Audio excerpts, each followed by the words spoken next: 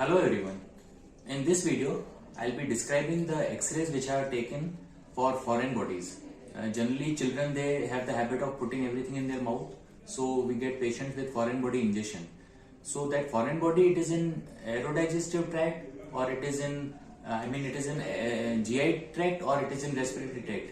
That we should make sure. Secondly, we should also be aware what is the nature and type of the foreign body. So first point I will emphasize here is that neither AP or PA view alone or lateral view is sufficient to give the information. The ideal thing is to have both AP and lateral view. So I'll explain with examples.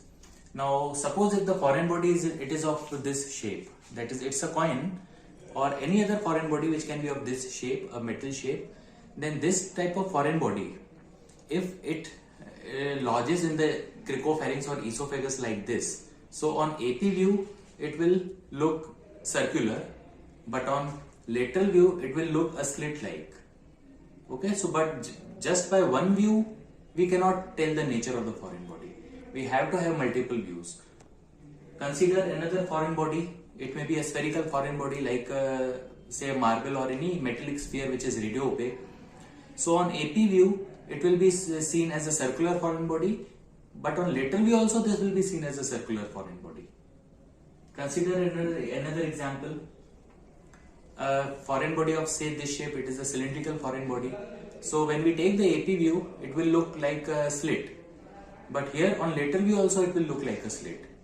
So the point is that for a proper evaluation of the nature and the type of the foreign body, we need to have AP and lateral views both. This X-ray. Now this is a patient, 10 years old, came with complaints of foreign body ingestion. So as we can be seen that both views have been taken. So this is the lateral view and this is the AP view. Now in AP view we can see the foreign body, it is circular in shape, while on lateral view we can see that this is a slit like. So when we see both the views, we can get an idea that this foreign body may be of a shape of a coin. It may be of a shape of a coin like this. Coin, it is seen as circular in AP view and slit in lateral view. Now when a child ingests a coin, the horizontal diameter of esophagus is more than the AP diameter. So a foreign body of this shape, it will enter into the esophagus or cricopharynx and it will lodge like this always. Fine. And the most common area of lodgement of this foreign body is the cricopharynx. It's a very narrow area in children. So a foreign body of coin shape, it will lodge like this in cricopharynx. So on AP view it will look circular as can be seen in this X-ray, and on lateral view it will be seen as a slit like.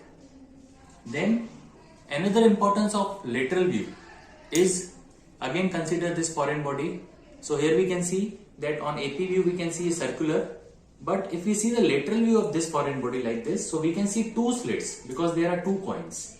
So multiple coins can be appreciated in lateral view. Okay, coming back to this X-ray, we have seen that both views are taken. However, not only neck but chest, abdomen has also been taken. So we have to have this whole view of X-ray whenever a patient comes with a foreign body. There are two reasons for that. Reason number one is that the foreign body may have come down. It may have passed the cricopharynx. As can be seen in, I have another X-ray to show. Now we can see here in this X-ray, the foreign body has come down from the neck region. It is somewhere in the stomach region. So if we have only one X-ray, neck, we will not be able to see the foreign body. Hence always the X-ray view should be from neck, chest and abdomen. Second importance is, sometimes the patient may have multiple foreign bodies. So one foreign body may be stuck in the cricopharynx neck region, other may have come down. So if we only take a view of the neck, then we may miss a foreign body lower down.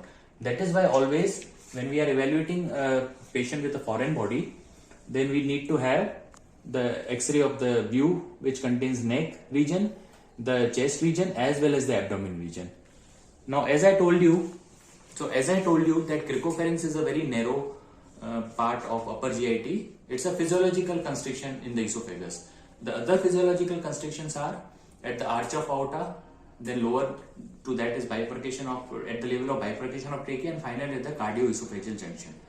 But if a foreign body crosses the cricopharyngeal sphincter, then there are chances that the foreign body may be removed on its own through the stools. So we need to observe the patient, but if the patient develops any symptoms like pain in abdomen, or if after 2 or 3 days with serial x-rays the position of the foreign body has not changed, then that calls for a surgical intervention and removal of the foreign body.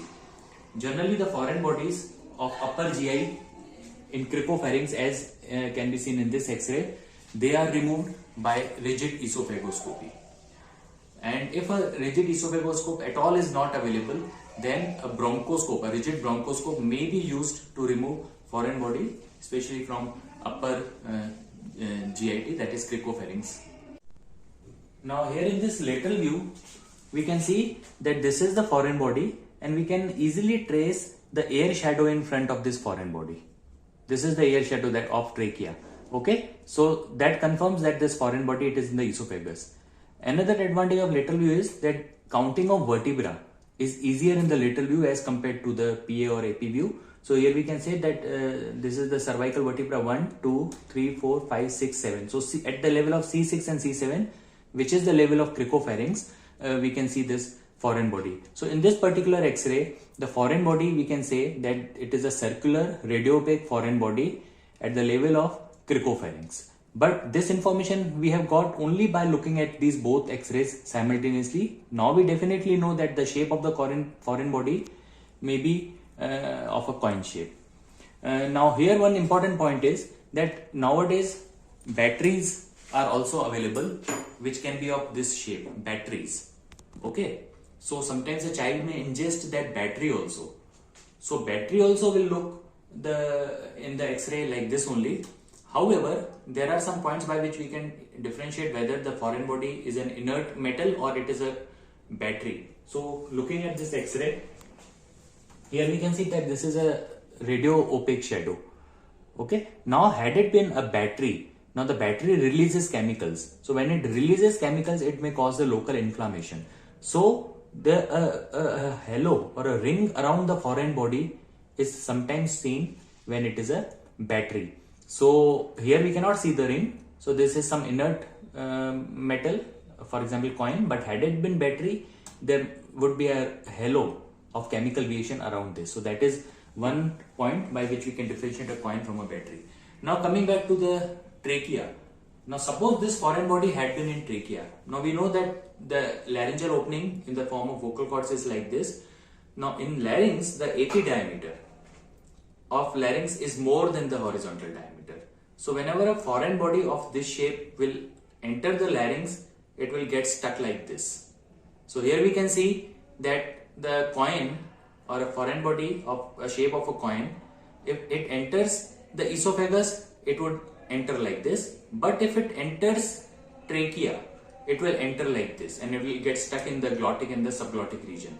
So when we take X-ray, so on AP view, it will look a slit like, but on lateral view, it will look a circular if it is of this shape. So again coming back to this X-ray, had it been in trachea, this slit would have appeared here and this circular radio opacity would have appeared here like this. So that is how we can, by looking at both the views, we can know whether the foreign body, it is in the respiratory tract or it is in the GIT. Thank you.